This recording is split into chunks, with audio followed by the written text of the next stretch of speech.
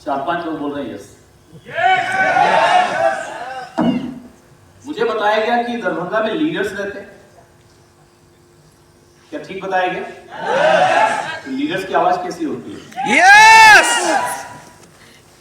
जब भी कुछ बात दुनिया में और पता भी कुछ नहीं चला। कई लोगों की जिंदगी ऐसी होती है, वो होते भी है लेकिन मालूम ही नहीं होता कि वो है। आपकी उपस्थिति का पता ही नहीं चलता, ना तो आपकी आवाज में वो बुलंदी होती है, ना तो आपके व्यक्तित्व में वो एक्साइटमेंट पर लाकर खड़ा किया। उस समय आरसीएम मेरे पास आया, रात के 12 बजे मेरे अपलाइन आरसीएम का प्लान लेकर मेरे पास आए। कब आए? रात के 12 बजे मुझे नींद से उठाया और कहा सचिन एक जबरदस्त बिजनेस है, तुझे बताना है।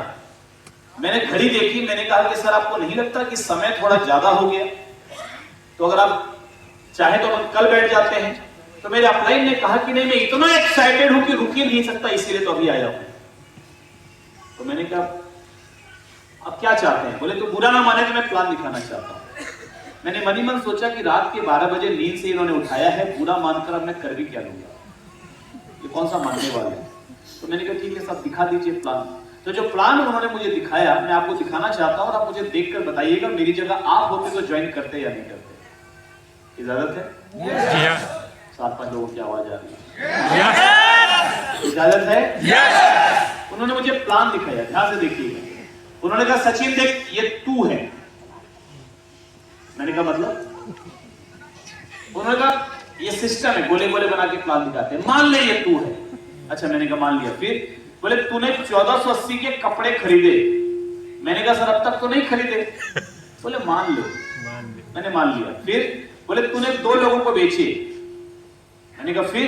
बोले 2 ने 4 को बेचे। मैंने कहा फिर? बोले फिर क्या, तू और मैं दोनों करोड़पति।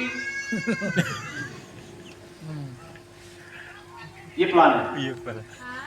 कितने लोग इस प्लान को देखकर ज्वाइन कर लेते? करते आप? तो मैं भी आपकी तरह समझदार हूं, मैंने भी नहीं किया। बल्कि मैंने उनको एक्सपर्ट कमेंट दिया। मैंने कहा कि सर ऐसी कंपनियां रोज आती है, चलती नहीं है, बंद हो जाती है, मैं तो करूंगा नहीं और मेरी बात मानिए आप भी मत कीजिए। तो जो उनका एक्साइटमेंट का गुब्बारा था मैंने पिन मारकर उसको पंचर कर दिया। हवा निकलने लगी। उन्होंने मुझे पूछे मन से कहा सचिन तुझे सच में लगता है ये कंपनी नहीं चलेगी? मैंने कहा आप बोलो तो स्टाम्प पेपर पे लिख के देता हूं नहीं चलेगी। कॉन्फिडेंस की कमी तो उस समय भी देखी। मैंने कहा नहीं चलेगी। तो वो निराश होकर लौट गए। हमारे अपलाइन जो राजस्थान से छत्तीसगढ़ में आरसीएम को बिल्ड करने के लिए आए थे, उनको मालूम पड़ा पीके देवांगन जो बहुत एक्साइटेड थे, सचिन अग्रवाल नाम के किसी प्राणी ने उनकी पूरी हवा निकाल दी है। तो सुबह से उनके घर पहुंच गया डैमेज कंट्रोल के लिए, और जहां पर मैंने पंचर मारा था उस पर टेप लगा के ठीक किया और फिर से हवा भरी। मेरी भावनाएं समझ रहे होंगे आप। तो उनको एक्साइटेड किया और उसी एक्साइटमेंट में मेरे अपलाइन ने मुझे फोन किया और प्यार से बोला सचिन। आवाज की तलखी सुनकर मैं समझ गया मामला गड़बड़ है। मैंने कहा यस सर। तो बड़े प्यार से बहुत, अब देखिएगा क्योंकि हमारे संबंध बहुत अच्छे थे, बहुत हमारे क्लोज रिलेशन थे, तो बड़े ही प्यार से उन्होंने मुझे समझाया। अब देखिएगा उनका प्यार, उन्होंने बड़े प्यार से समझाया मुझे तू आरसीएम करेगा या नहीं करेगा, ये प्यार था उनका। तो मैंने कहा सर आप बोलेंगे तो मैं कर लूंगा, लेकिन मुझे इसमें कोई दम वाली बात नजर नहीं आती। बोले दम को रख किनारे, तू खाली बता तू ज्वाइन करेगा कि नहीं करेगा। क्या लगता है आपको मैंने क्या किया होगा? संबंध अच्छे थे तभी तो इतना दम के साथ। खाली क्या बजा रहे हो, आपको लगता है ऐसा हुआ होगा? कितने लोगों को लगता है ऐसा हुआ होगा?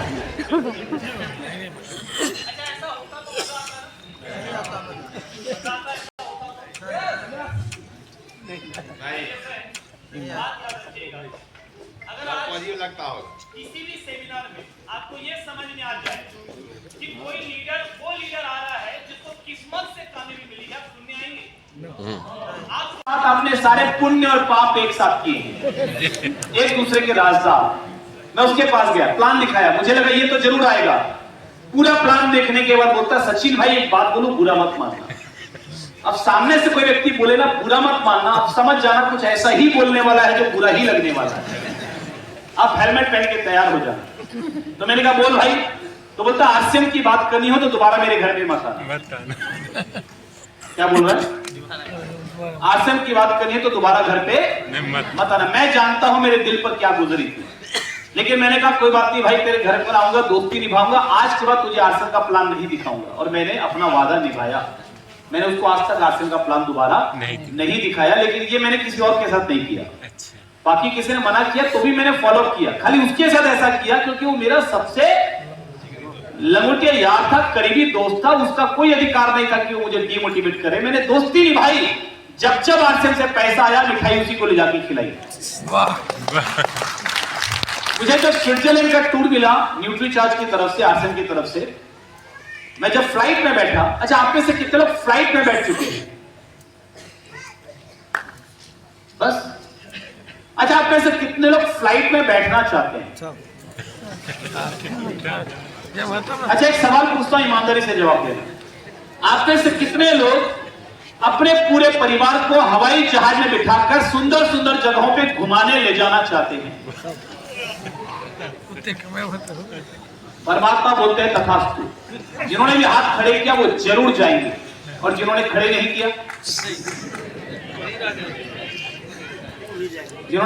किया, देखो भैया गड़बड़ हो जाएगी, बाद में मुझे मत बोलना, ऊपर से आवाज आ रही है फिर पूछो एक बार। कितने लोग अपने पूरे परिवार को बिठाकर सुंदर सुंदर जगहों पे घुमाने ले जाना चाहते हैं, हवाई जहाज में बिठा के घुमाने ले जाना चाहते हैं? परमात्मा बोलते हैं तथास्तु। मेहनत करते रहिए, आरसीएम के साथ चलते रहिए, पूरी दुनिया घूमने का मौका आपको मिलने वाला। तो जब आप हवाई जहाज में बैठेंगे आपको मालूम पड़ेगा कि हवाई जहाज में मोबाइल काम नहीं करता। हेलो, उसको या तो एयरप्लेन मोड पे रखना पड़ता है या स्विच ऑफ करके रखना पड़ता है। लेकिन जब मैं स्विट्जरलैंड के फ्लाइट में बैठा तो मैंने देखा कि इसमें सैटेलाइट वाईफाई है। क्या है? Satellite wifi. इसका मतलब है कि मैं व्हाट्सएप कॉलिंग कर सकता हूं, फेसबुक कॉलिंग कर सकता हूं, इंटरनेट कॉलिंग कर सकता हूं। मैंने कहा मजा आ गया, आप करेंगे कॉल। किसको? आपको कैसे मालूम पड़ा? मेरे दिल की बात आप तक कैसे पहुंच जाती है? दिल से दिल का कनेक्शन हो गया? Thank you. सो मैंने अपने दोस्त को कॉल किया, मैंने कहा और भाई क्या हाल है? और भाई क्या हाल है? 5 शब्द अगले आधे घंटे तक वही बोलता रहा। पूछ मत यार, हालत खराब है। गवर्नमेंट जीएसटी ले आती है, कोई नियम कानून प्रावधान का पता नहीं चलता, पोर्टल चलता नहीं है, बगल में 4 दुकानें और खुल गई है, सब रेट काट के बेच रहे, गला काट प्रतिस्पर्धा चल रही है, ग्राहक किसी का सगा नहीं है, कभी यहां से लेता है कभी वहां से लेता है, उधार खा के भाग जाता है। आधा घंटे तक रोता रहा, क्योंकि हमें से 90% लोगों की यही आदत होती है। कोई खाली पूछ ले कि भाई क्या हाल है, हमें लगता है ये सच में जानना चाहता है। अब पूरा दुखड़ा लेके बैठ जाते हैं, पूछो यहाँ दुखता है, यहाँ दुखता है, यहाँ दुखता है। सास बात नहीं सुनती, बहू बात नहीं मानती, पत्नी पीटती है, पति ध्यान नहीं देते। मुझे एक बात बताओ, जिन जिन लोगों के सामने आज तक आपने अपना दुखड़ा रोया है, उन सब लोगों ने आपकी जिंदगी बदलने में आपकी मदद की है? जी ना, मदद की है जी। फिर क्यों रोते हो? अपना दुखड़ा किसी और के सामने? बल्कि वही लोग आपके पीठ पीछे आपका मजाक उड़ाते हैं जिनके सामने आप अपना दुखड़ा रोते हो। आज संकल्प लो, आज के बाद चाहे परिस्थिति कुछ भी हो, कोई पूछे क्या हाल है, बोला बिंदास, झकास, मजा आ रहा है। मजा। क्या फायदा किसी को अपना दुख बता के? क्या फायदा किसी के सामने रो गा करके? जबकि आप खड़े जब तक नहीं होंगे तब तक जिंदगी नहीं बदलेगी। ये याद रखिएगा, आप जिंदा हैं कि मर गए हैं, इससे किसी को कोई लेना देना नहीं है। लोगों को सिर्फ इस बात से मतलब है कि उनकी जिंदगी में क्या चल रहा है, तो क्यों बताना लोगों को अपना दुख? लोगों को यही बोलिए बढ़िया हो रहा है, खड़े हमको होना है, जिम्मेदारी हमको लेनी है अपने परिवार के लिए। तैयार है आप? तैयार है आप? आधा घंटे बाद वो मुझसे पूछता है, अच्छा मेरी छोट तू बता तेरा क्या हाल है? कब पूछ रहा है? आधा घंटे बाद। तो मैंने कहा मेरी मत पूछ। क्या बोला मैंने? मेरी मत पूछ। उसको लगा उससे भी ज्यादा खराब है। तो मुझे बड़े प्यार से सांत्वना देते हुए बोलता है, कोई बात नहीं, सबकी हालत खराब है, कोई बात नहीं, बताना क्या हुआ बता। दोस्त को नहीं बताएगा तो किसको बताएगा? बताना क्या हुआ बताना। उसको लगा इसका आश्चर्य लगता है चल नहीं रहा, अभी बहुत मिठाई खिलाता था। लोग अपने दुख से दुखी कम है, दूसरों के सुख से दुखी ज्यादा है। ये दुनिया है साहब, ये अपने अपने मतलब के हिसाब से चीजों का मतलब निकालती है। कि मक्खी अगर चाय में गिर जाए तो लोग चाय फेंक देते हैं, और मक्खी अगर घी में गिर जाए तो लोग मक्खी फेंक देते हैं। मक्खी वही है, लेकिन अपने अपने मतलब से दुनिया चीजों का मतलब निकालती है। तो बता, उससे कहा बताना क्या हुआ? मैंने कहा मैं हवा में उड़ रहा हूं। क्या बोला मैंने? मैं हवा में उड़ रहा हूँ, उसका मतलब फ्लाइट तो मैंने कहा मैं हवाई जहाज में हूँ। तो क्या बोलता है मालूम, शशि भाई एक बात बता, लोगों को बेवकूफ बनाने की तेरी आदत जाएगी नहीं? मैंने कहा मैंने तुझे कब बेवकूफ बनाया? तो कहा तू मुझसे फोन पे बात कर रहा है और बोलता है मैं हवाई जहाज में हूँ, क्या मेरे को नहीं मालूम है हवाई जहाज में मोबाइल काम नहीं करता? बेवकूफ समझा। तो मुझे हंसी आई, लेकिन मनी मन मैंने रोक करके उसको कहा कि भाई मालूम तुझे बिल्कुल ठीक है, लेकिन तुझे जो मालूम है वो डोमेस्टिक फ्लाइट का मालूम है, मैं इंटरनेशनल फ्लाइट में हूँ, स्विट्जरलैंड जा रहा हूँ, इसमें सैटेलाइट वाईफाई होता है, तुझे यकीन नहीं आता तो गूगल में सर्च मार के देख कि होता है कि नहीं होता इंटरनेशनल फ्लाइट में सैटेलाइट वाईफाई। तो क्या बोलता है मालूम, और सचिन भाई तू यार किस्मत वाला है, हम यहाँ मर रहे हैं, तू यार घूम रहा है, ऐश कर रहा है। फ्लाइट मैंने कुछ नहीं बोला, लेकिन मनी में सोचा कि बेटा किस्मत वाला बनने का मौका मैं सबसे पहले तेरे पास लेकर आया था, और तूने क्या बोला, आरसीएम की बात करनी हो तो दोबारा मेरे घर पे मत आना, तो तेरी सजा यही है कि तू जिंदगी भर मेरी कामयाबी की मिठाई खाएगा। इसको बोलते हैं मीठा बदला। मीठा बदला। हम 3 भाई हैं। सबसे पहले मैंने आरसीएम ज्वाइन किया तो अपने बड़े भाई श्याम अग्रवाल को ज्वाइन करवाया जो स्टार भी है, छोटा भाई विकास अग्रवाल उसको करवाया, वो स्टार एमरल्ड है। तो हम तीनों अपने मम्मी पापा के साथ एक साथ रहते हैं। जब पहली बार हमारे घर में आरसीएम से 1 महीने का 50,000 रुपया आया, मैं मिठाई लेकर सबसे पहले उसी दोस्त के पास गया। मैंने कहा तेरे दोस्त को पहली बार 50,000 आया भाई, मिठाई खा। नहीं क्या आरसीएम क्या प्लान? मैंने कहा प्लान छोड़, तुम्हारा बोली प्लान क्या करना है, तू मिठाई खा। जब पहली बार मुझे 1 महीने का 1 लाख आया, मिठाई लेकर मैं उसी के पास गया। जब पहली बार आरसीएम से 1 महीने का 2 लाख आया, मैं मिठाई लेकर उसी के पास गया। जब पहली बार मुझे आरसीएम से 1 महीने का 5 लाख आया, मैं मिठाई लेकर उसी के पास गया। जब पहली बार मुझे आरसीएम से 1 महीने का 10 लाख आया, मैं मिठाई लेकर उसी के पास गया। जब पहली बार मुझे आरसीएम से 1 महीने का 16,23,000 आया, तो मैं मिठाई लेकर उसी के पास गया। मैं तो अपनी दोस्ती निभा रहा हूं, मुझे नहीं मालूम कि वो इसको किस रूप में ले रहा है। हेलो इसको बोलते हैं मीठा बदला। जब तक वो जिंदा रहेगा मेरी कामयाबी की मिठाई खाएगा। कितने लोग अपने टांग खींचने वालों से मीठा बदला लेना चाहते हैं। तो आज के बाद किसी से दुश्मनी नहीं करनी, किसी से संबंध खराब नहीं करना, झगड़ा नहीं करना, मनमुटाव नहीं करना। कोई अगर आपकी टांग खींची, आलोचना करे, निंदा करे, को डिमोटिवेट करे, तो अपनी मेहनत को डबल कर देना, आपकी कामयाबी आपका जवाब है।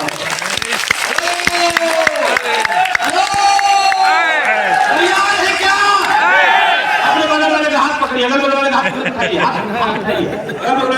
और मेरे साथ बोलिए, आपका तो उठिए, हाथ उठाइएगा, मेरे साथ बोलिए कि मुझे अपनी कामयाबी का पूरा यकीन है। दुनिया चाहे कुछ भी बोले, चाहे कितना भी डिमोटिवेट करे, कितना भी मेरी आलोचना करे, कितना भी मेरी टांग खींचे, मैं नेगेटिव नहीं होने वाला, मैं रुकने वाला नहीं हूँ, मैं निराश नहीं हूँगा, क्योंकि मुझे कामयाबी का पूरा विश्वास है। चाहे जितनी मेहनत करनी पड़े, चाहे जितना सीखना पड़े, खुद को बदलना पड़े, मैं तैयार हूँ, मैं तैयार हूँ, मगर मैं जीत के ही रहूंगा। ये मेरा वादा है, पक्का इरादा है। बगल वाले से पूछो आपका क्या विचार है, अपने बगल वाले के एक बार जोर ताली बजाओ। तैयार है आप? तैयार है आप? अरे तैयार है आप? क्यों? तो बता सकता है क्यों? क्या खूबी है आरसीएम में ऐसी? आरसीएम में ऐसी क्या खूबी है कि 2 से 5 साल में आरसीएम के जरिए आपके वो सपने पूरे हो सकते हैं जो बाहर की दुनिया में 50 साल भी किसी काम को करते हुए नहीं हो सकते। बता सकते हैं कोई? बोलो बोलो बोलो। टाइम मल्टीप्लाई होता है, यस। और कोई? और कोई? 3 पीढ़ी तक इनकम आती है, यस, वेरी गुड। और कोई? क्वालिटी अच्छी है और क्वालिटी मिलती है, और